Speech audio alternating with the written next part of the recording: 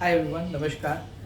अगर आप मेरे वीडियो सुनते आ रहे होंगे तो शायद आपको पता ही होगा कि मैं काफ़ी पॉलिटिक्स से बात करता हूँ। राज्य के लेवल पे भी, मतलब राज्य के बारे में भी, और नेशनल लेवल मतलब राष्ट्र के लेवल पे भी बात करता हूँ।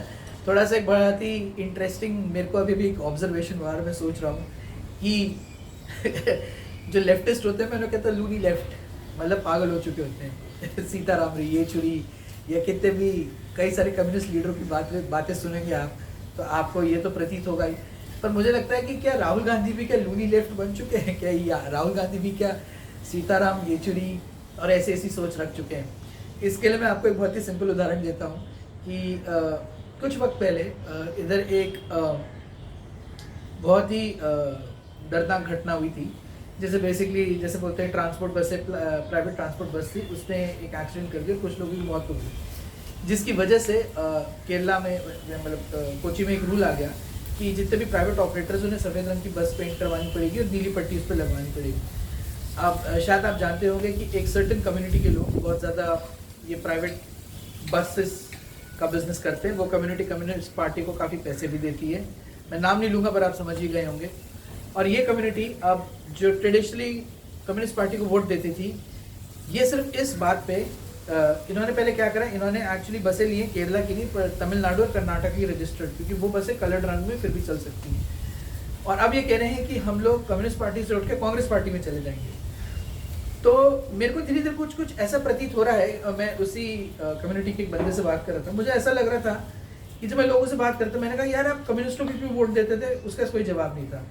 आप कांग्रेस के पास क्यों जाओगे, क्योंकि हम कम्युनिस्टों से दुखी हैं। तो अगर लोग इस बात पे किसी से एक लीडर से दूसरे लीडर पे जा रहे हैं कि बस उनके पास कोई रीज़न नहीं है, उनको 5-10 साल उन्होंने इसके साथ काम करा, एंटी इनकम्बेंसी हो गई, मूड अच्छा है नहीं है, कोई नहीं है, उठ के वो कांग्रेस पे चले गए।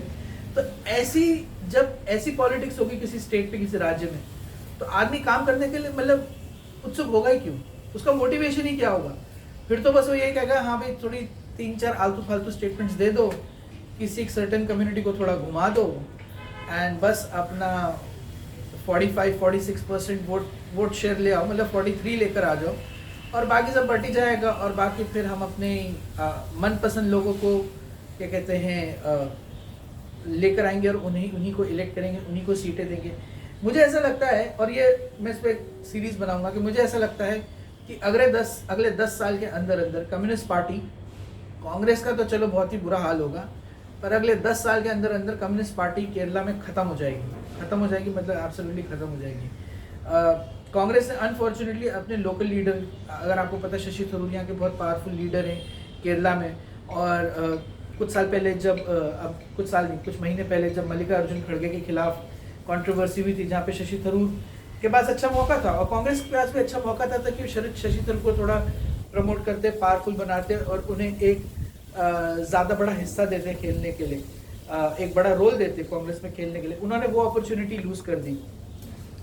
और मुझे लगता है कि क्योंकि कांग्रेस को हमेशा इस बात का डर भी लगता है कहीं ना कहीं अंदर ही अंदर, कि शशि थरूर बहुत अच्छे वक्ता हैं, शशि थरूर का केरल में एंड साउथ में अच्छा होल्ड भी है, और वो उनका पॉलिटिकल माइंड काफ़ी स्ट्रांग है। तो कहीं ना कहीं सोनिया गांधी को ऐसा भी लगता होगा कि आज नहीं तो कल आगे जाके शायद वो राहुल गांधी और प्रियंका वाड्रा को कंपटीशन भी दे सकते हैं।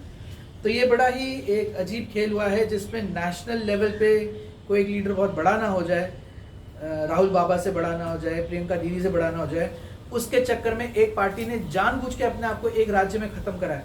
और किस्मत देखिए कि फिर भी मतलब किस्मत इतनी अच्छी है कि फिर भी यूनिवर्स उस राज्य में कम्युनिस्टों को ख़त्म करके उनका वोट बैंक फिर भी कांग्रेस पे लाने की कोशिश कर रही है।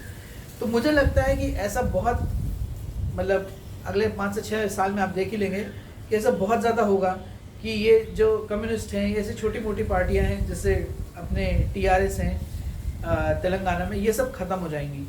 और फिर नेशनल लेवल में basically centre right wing party जैसे बीजेपी, एनडीए को आप कुछ हद तक बोल सकते हैं, हालांकि मेरे हिसाब से वो भी काफ़ी सोशलिस्ट है, मोदी ने बहुत कुछ फ्री में बांटा है।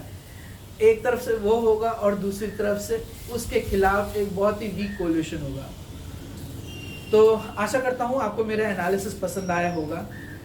इस पर ज़रूर कमेंट करें, शेयर करें, सब्सक्राइब करें। आपके कमेंट से मेरे को बड़ी मदद होती है, क्योंकि मैं फिर सोचता हूँ कि लोग क्या बोलना चाह रहे हैं और उनको मेरा एनालिसिस कितना समझ आ रहा है, और उसी हिसाब से मैं अपना कंटेंट भी बदलने की कोशिश करूँगा। धन्यवाद, गुड बाय।